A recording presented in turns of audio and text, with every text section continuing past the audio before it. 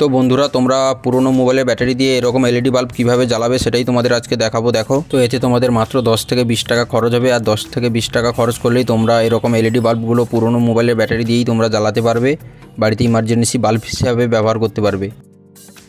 তোমাদের আজকে এমন একটা জিনিস বানিয়ে দেখাবো যেটা তোমরা খুব সহজেই বানাতে পারবে, মাত্র 10 থেকে 20 টাকা তোমাদের খরচ হবে। তো আমার হাতে এখন তোমরা যে বাল্বটা দেখছো এটা হচ্ছে একটা এলইডি বাল্ব।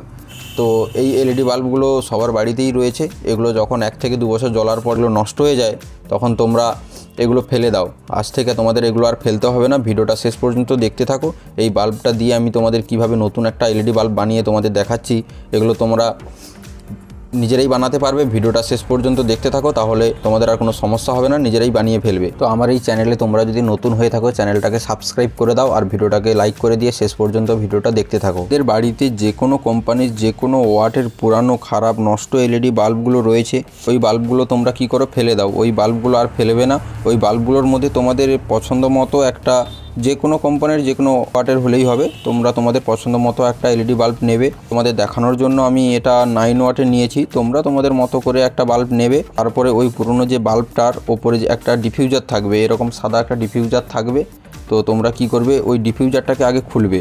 তো দেখো আমার হাতে যে 9 ওয়াটের এলইডি বাল্ব আছে, এই এলইডি বাল্বটার ডিফিউজারটাকে আমি খুলে ফেলছি। এর ভেতরে দেখো একটা এমসি পিসিবি আছে। তো তোমরা যখন তোমাদের পুরনো বাল্বটা খুলবে ডিফিউজারটাকে, এর ভেতরে দেখবে একটা এমসি পিসিবি থাকবে। তো তোমাদের প্রথমে যেটা করতে হবে, ওই এমসি পিসিবির যে প্যানেলটা রয়েছে ওই এমসি পিসিবিটাকে বের করবে। তারপরেই দেখবে এর ভেতরে একটা ড্রাইভার রয়েছে। তো দেখো আমার হাতে যে বাল্বটা, এটার ভেতরেও একটা এমসি পিসিবি এবং ড্রাইভার রয়েছে। তো আমি এই এমসি পিসিবি আর ড্রাইভারটাকে বের করে দেব। তোমরাও এটাকে বের করবে, বের করে দিয়ে পুরো ভেতরটাকে খালি করে দেবে। তারপরে তোমরা কি করবে সেটা আমি তোমাদের দেখাচ্ছি। দেখো ভিডিওটা শেষ পর্যন্ত। তোমাদের নতুন বাল্বটি বানানোর জন্য তোমাদের লাগবে এই ডিফিউজারটা লাগবে আর এই বডিটা লাগবে। এই দুটো জিনিস হলেই হবে। তোমাদের আর একটা জিনিস লাগবে, সেটা হচ্ছে এই বাল্বের ভেতরে যে এমসি পিসিবি প্যানেলটা ছিল, এই প্যানেলটা লাগবে। তোমরা ড্রাইভার থেকে প্যানেলটাকে খুলে নেবে, কারণ এই এমসি পিসিবির যে প্যানেলটা, এই প্যানেলের ওপরেই তোমাদের কাজটা করতে হবে। তো তোমাদের দেখাচ্ছি। এইগুলোর সাথে তোমাদের আর কয়েকটা জিনিস লাগবে। তো তোমাদের কি লাগবে সেটা বলছি। তোমরা তোমাদের মার্কেটের কোনো ইলেকট্রনিক্সের দোকানে গিয়ে তোমরা এরকম এলইডি বাল্বগুলো নিয়ে আসবে। এগুলো 4 থেকে 5 টাকা করে নেবে। এই এলইডি বাল্বগুলো 4 ভোল্ট 1 ওয়াটের এই বাল্বগুলো 4 পিস নিয়ে আসবে। তার সাথে তোমাদের আর একটা জিনিস লাগবে, সেটা হচ্ছে একটা রেজিস্টর, যেটা মান হচ্ছে 4.7 ওহমস থেকে 10 ওহমস তোমরা নিয়ে আসবে। 1 পিস হলেই হবে। আর তোমাদের লাগবে এরকম ছোট দুটো ওয়্যার লাগবে। এই দুটো ওয়্যার হলেই তোমাদের হয়ে যাবে, আর কিছু লাগবে না। এবারে তোমরা কানেকশানটা দেখো আমি কিভাবে দেখাচ্ছি তোমাদের। এলইডি বাল্বের যে বডিটা রয়েছে, এই বডির ভেতরে তোমাদের এই দুটো ওয়্যারকে এখানে কানেকশান করতে হবে। ভেতরে দিয়ে গলিয়ে ওপরের দিকে এখানে B22 ক্যাপের ওপরে তোমাদের এখানে সোল্ডারিং করতে হবে, ভেতর থেকে গলাবে। তো তোমরা কিভাবে সোল্ডারিং করবে ভেতর দিয়ে গলিয়ে আমি তোমাদের দেখাচ্ছি, দেখতে থাকো। এখানে ওয়্যারটাকে কানেকশান করার জন্য তোমরা প্রথমে কি করবে, এই B22 ক্যাপের ওপরের যে রাংগুলো রয়েছে, এই রাংগুলোকে তোমরা সোল্ডারিং আয়রন দিয়ে এখানে এটাকে গলিয়ে নেবে। গলিয়ে নিলে তোমাদের ওয়্যারটাকে কানেকশান করতে সুবিধা হবে। তো তোমরা প্রথমে সোল্ডারিং আয়রন দিয়ে এটাকে হিট করে গলাবে। গলানোর পরে বডির ভেতর দিয়ে ওয়্যারটাকে ঢুকিয়ে এখানে সোল্ডারিং করবে।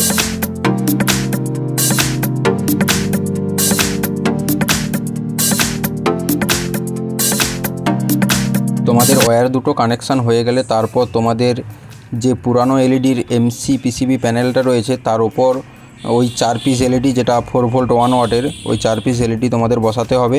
তার জন্য তোমাদের এরকম একটা ফেভিকুইক নিতে হবে, আর এই ফেভিকুইক দিয়েই এলইডিগুলোকে সেট করতে হবে।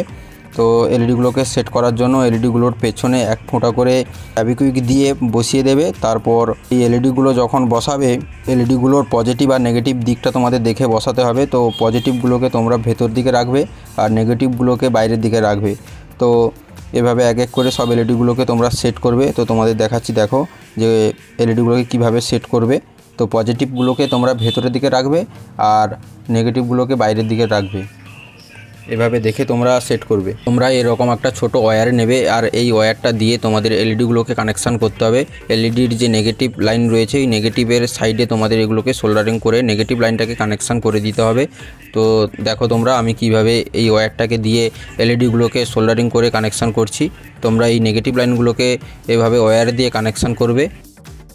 তো তোমরা দেখো আমি কিভাবে এক এক করে সমস্ত এলইডিগুলোকে নেগেটিভ লাইনটাকে কানেকশান করছি। তোমরা দেখে শুনে নেগেটিভগুলোকে কানেকশান করবে। এলইডির মাঝখানেটা সমস্ত এলইডির রয়েছে পজিটিভ লাইন আর বাইরেরগুলো হচ্ছে নেগেটিভ।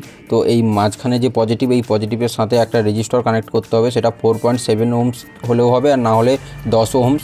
তো আমি তোমাদের একটা 10 ওহমসের রেজিস্টর এখানে কানেক্ট করে দেখাবো।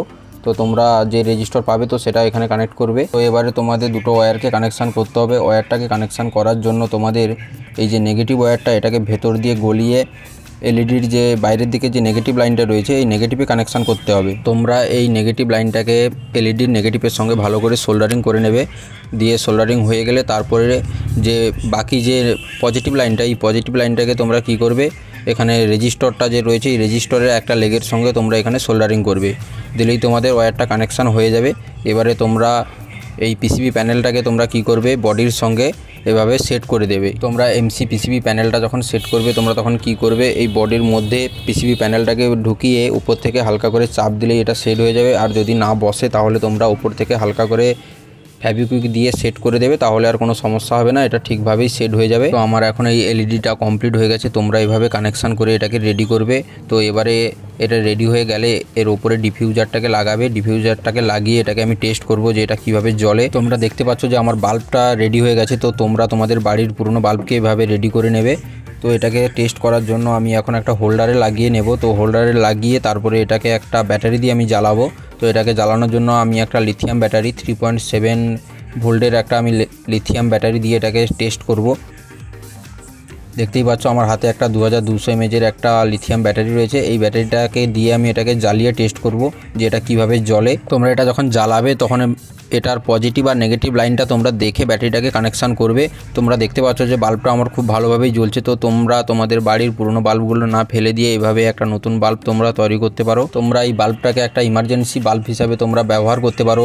এই বাল্বগুলো যে কোনো একটা 3.7 ভোল্টের ব্যাটারি দিয়ে তোমরা জ্বালাতে পারো, বা বাড়ির পুরনো যদি মোবাইলের কোনো ব্যাটারি থাকে সেগুলো দিয়েও জ্বালাতে পারো। তোমাদের জ্বালিয়ে আমি দেখাচ্ছি। তাছাড়া এটা পাওয়ার ব্যাঙ্ক যদিও থাকে, মোবাইলের যে পাওয়ার ব্যাঙ্ক, ওই পাওয়ার ব্যাঙ্ক দিয়েও এটা জ্বলবে।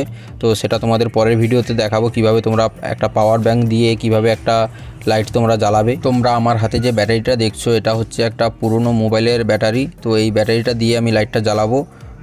তোমরা দেখো যে এই পুরনো ব্যাটারিটা দিয়েও আমার লাইটটা খুব ভালোভাবে জ্বলছে। তো তোমরা বাড়ির পুরনো মোবাইলের ব্যাটারি দিয়েও এই লাইটগুলো জ্বালাতে পারো। এটা ইমার্জেন্সি বাল্ব হিসাবে তোমরা ব্যবহার করতে পারবে।